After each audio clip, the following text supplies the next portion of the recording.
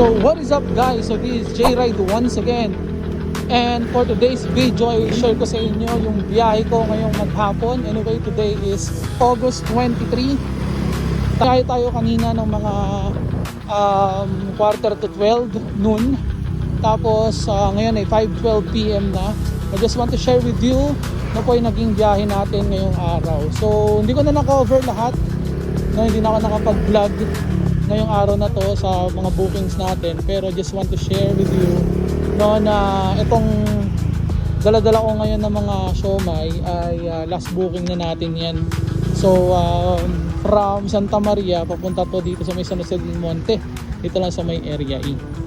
Ngayon i-drop ko lang to, tapos share ko sa inyo kung nakamagkano tayo ngayong araw. Okay, let's go.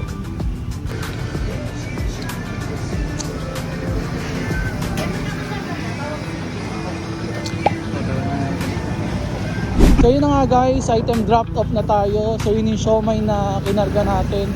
So pagpunta ko sa drop off area, napaka-swerte talaga natin at napaka-bait nung ninanay nung pinag-deliver natin. Kasi pag-drop natin sa kanya, binayaran na tayo ng 85 pesos kasi yun yung fare natin.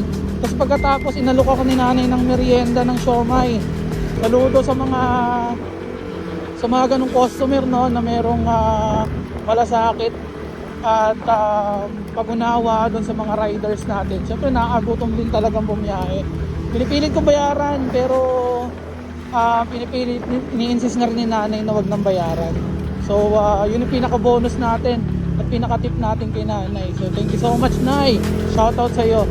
So yun nga, i-share ko sa inyo yung naging income natin, cash collect natin ngayong araw. So a total of 7 bookings tayo ngayong araw. So ang total cash collect natin guys is equal to 1,019.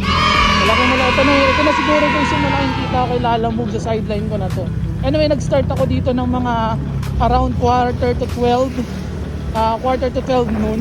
Tapos time check, nasa 5 ano na tayo, 5:28 in the afternoon. So almost 5:30. So meron tayong a total of 5.5 hours, almost 6 hours na biyahe natin kay Lalamove. So all goods yung naging biyahe natin ngayon.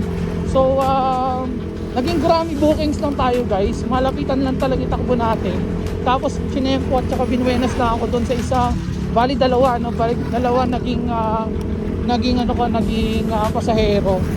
Isa binayaran ako ng 200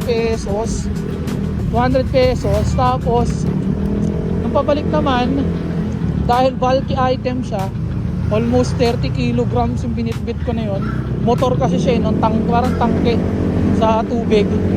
Binigyan ako ng 400 pesos. Kaya shout out dun sa mga passenger natin, mga client natin na ang lalaki ng bigay. So all goods 1,019.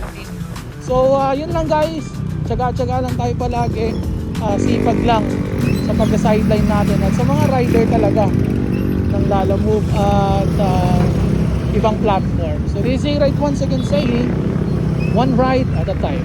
See you on my next vlog.